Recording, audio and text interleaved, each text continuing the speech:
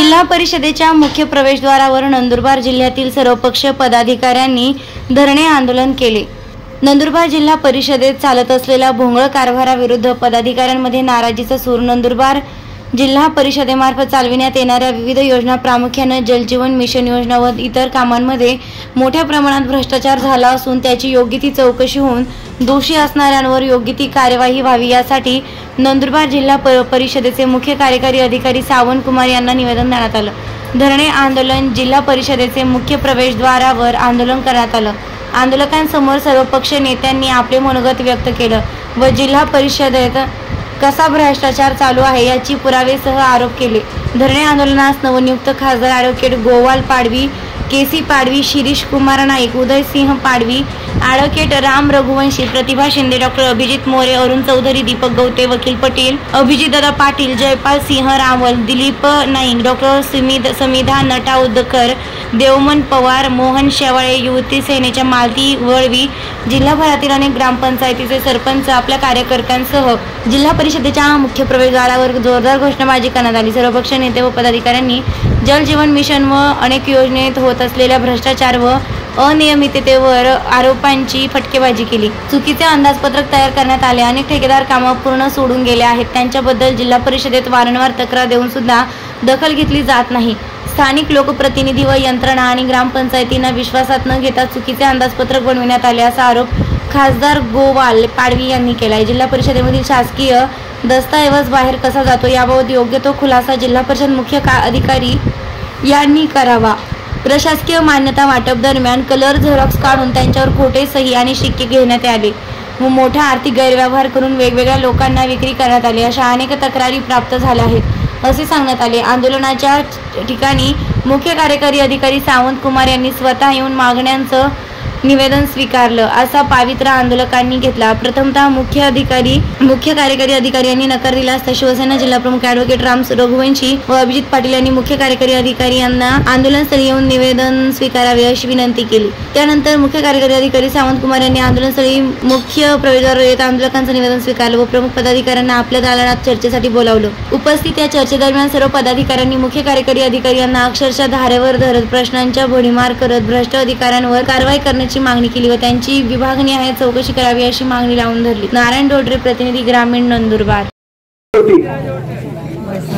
एक भी रस्त्यावरती काम चालू नव्हता तरी पूर्ण रस्त्याचे बिल 104 कोटीचे बिल काढून घेतले। 1104 कामांचे बिल 5.5 लाख रुपये प्रमाणे 31 मार्चला बिल वर्ग होऊन गेले। वास्तविक त्या रोडवरती काम झालं नाही। बोलता ना वो ऐसा तो बहुत लाइन लग जाएंगी इतनी चीजें येईल। यंदा मात्र अनेक लोकांना जेलमध्ये जावं लागेल आणि केंद्र सुद्धा सरकार बदललं तर मोदी साहेबांना सुद्धा जेलमध्ये जावं लागेल किंवा ते पळून जातील। त्यांच्या मित्रांसारखं त्यांना देश सोडावा लागेल। उद्योगपती सोडून गेले तसं त्यांनाही सोडावं लागेल। इथपर्यंत फार वाईट परिस्थिती आहे, परंतु आपण इथे त्यांचा भ्रष्टाचार करण्यासाठी आंदोलन करतोय आणि एकूणच जर विचार केला तर श्रीदादाने सांगितलं, अनेक नेत्यांनी सांगितलं 3 खिडकी योजना, त्यातली एक खिडकी जमा झाले। 2 खिडक्या जमा करण्यासाठी आपण सक्षम आहोत। आपण बी आपल्या बरोबर आहे आणि त्यांना 3 खिडक्या रद्द कराव्या लागतील तरच आपला खरं तर जनतेचा पैसा, या जिल्ह्याचा विकासाचा पैसा आहे। किती भ्रष्टाचार करावा। 2004 ते 2009 मध्ये 6000 कोटीचा भ्रष्टाचार त्यांच्यावर आहे। आताचा भ्रष्टाचार भयानक आहे आणि इथले जे सीओ आहेत, सीओना मी परवा डीपीसी मध्ये खूप घेतलं की तुम्ही त्यांना पाठीशी घालू नका। तुम्ही आयएस अधिकारी आहात, काम करा, रितसर काम करा आणि त्यात तुम्ही जर सापडलात तुमचं आत्ताशी आयएस मध्ये आहात, तुमचं काय म्हणतात ते पुढे कलेक्टर व्हायचंय, सचिवापर्यंत जायचंय, प्रधान सचिव व्हायचंय, मुख्य सचिव व्हायचंय। तुम्ही एवढा भ्रष्टाचार करणाऱ्यांना पाठीशी घालू नका। त्यात तुमचाही इंटरेस्ट आहे का हे तपासावं लागेल। आणि माझी विनंती आहे पत्रकार मित्र पण इथे की आपण सगळ्यांनी खरं तर आज मला ही अपेक्षा होती की अनेक लोकांनी आपापली प्रकरणं द्यावी।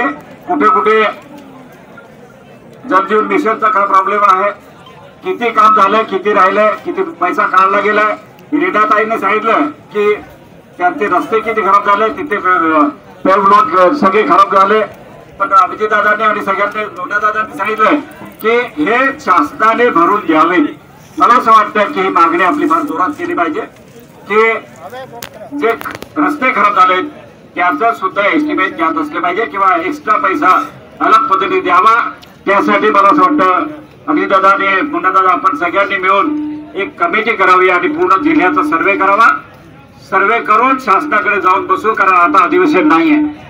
परवा शेवटचं अधिवेशन झालं आणि अधिवेशनामध्ये माझ्यासारख्यांनी पेसावर लक्षवेधी टाकले, तेही लागले नाही. अनेक प्रश्न होते ते लागले.